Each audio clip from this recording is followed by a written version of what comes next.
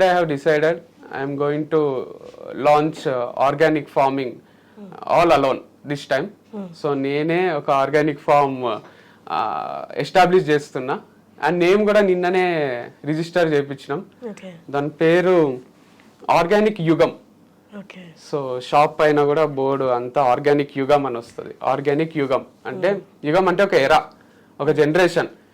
So మనది కలియుగం అని అందరికీ తెలుసు. కలియుగం అంటే ఒక నెగటివ్ వైబ్, అది అంటే మొత్తం డార్క్నెస్ అన్నమాట. అంటారు కదా, ఏదైనా తప్పు పని చేస్తే అరే ఇది కలియుగం రా, కలియుగం వచ్చేసింది. మనం ఉన్నది కలియుగం. ఫస్ట్ కలియుగ ఫార్మ్స్ అని పెడదాం అనుకున్నా, అది నెగటివ్ ఉంది. సో అందుకు ఆర్గానిక్ యుగం అంటే మనం ఆర్గానిక్ గా బతకాలి, మనం మనుషులం ఆర్గానిక్ గానే బతకాలి, మనం తినే ఫుడ్ కూడా ఆర్గానిక్ అయి ఉండాలి, అది అందరూ ఫాలో కావాలన్నది నా ఫీలింగ్. సో అది ఎంత వీలైతే అంత స్ప్రెడ్ చేద్దామని డిసైడ్ అయినా. సో ఈ ఫార్మింగ్ లోకి వచ్చి ఒక మంచి ల్యాండ్ తీసుకొని మళ్ళీ ఫార్మింగ్ స్టార్ట్ చేసి, మళ్ళీ షాప్ ఎస్టాబ్లిష్ చేసి, మళ్ళీ రీస్టార్ట్ చేసి, మళ్ళీ అన్బిలీవబుల్ ఒక సంస్థని నెలకొల్పి ఈసారి ఇంకా పెద్ద చేద్దామని అనిపించింది. ఎక్కడ ఉండబోతుంది అది ఫామ్? మేము ఉండేది అల్మాజ్ కూడా, ఎల్బీరా గారి దగ్గర. చుట్టుపక్కల చూడమని ఇద్దరు ముగ్గురికి చెప్పిన, మీడియాలు ఇంకా అనౌన్స్ చేయలేదు, చేస్తే చాలా మంది చూసి పెడతారు.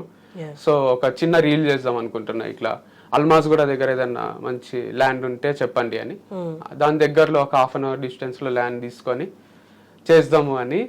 దాంతో పాటు కొన్ని ప్రోడక్ట్స్ వెబ్సైట్ లో షాప్ లో ఉంటాయి, people can purchase them. So that will be survival to me and it will be helpful to others. మనం బెనిఫిట్ కావాలి, అవతల వాళ్ళు బెనిఫిట్ కావాలి. లైఫ్ లో ఏదైనా చేస్తే అట్లా చేయాలనిపిస్తుంది.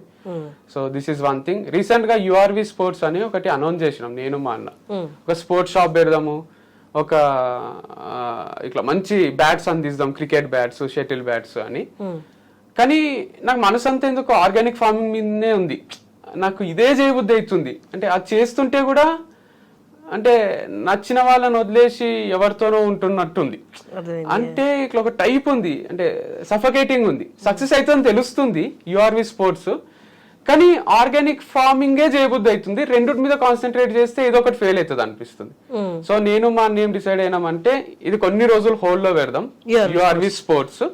ఆర్గానిక్ ఫార్మింగ్ చేసి సక్సెస్ అయ్యి దీంట్లో కొన్ని పైసలు వచ్చినాక దాంట్లో ఇన్వెస్ట్ చేద్దాము, అది మళ్ళీ రీస్టార్ట్ చేద్దాము. అంతేగాని ఆర్గానిక్ ఫార్మింగ్ ఈజ్ సంథింగ్ ఎక్కడికి పోయినా ప్రతి నలుగురిలో ముగ్గురు మీరు వారధి ఫార్మ్స్, మీరు ఆర్గానిక్ ఫార్మింగ్, మీరు ఫార్మింగ్ చేస్తారు కదా, మీ వీడియోస్ బాగుంటాయి, ఇదే అంటారు. నేను ఇన్స్పిరేషనల్ టాక్స్ ఇచ్చిన, స్టోరీస్ చెప్తా, ఇవన్నీ మర్చిపోయినరు.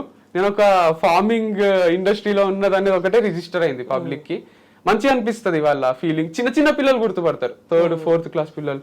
అంకుల్ అంటే ఫస్ట్ కొంచెం బాధ అవుతుంది, అంకుల్ అంటున్నారు, అన్న అంటే మంచిగా ఉంటుండే కదా అనిపిస్తుంది. సో తిట్టినట్టు ఉంటది అది అంకుల్ అంటానే. కాకపోతే మంచిగా చెప్తారు, మీరు చూస్తాం వీడియోస్, మా మమ్మీ చూస్తుంది, మా డాడీ చూస్తాడు అని బాగా అనిపిస్తుంది. సో అందుకే మళ్ళీ ఆ ఇండస్ట్రీలోకి వద్దామని డిసైడ్ అయింది.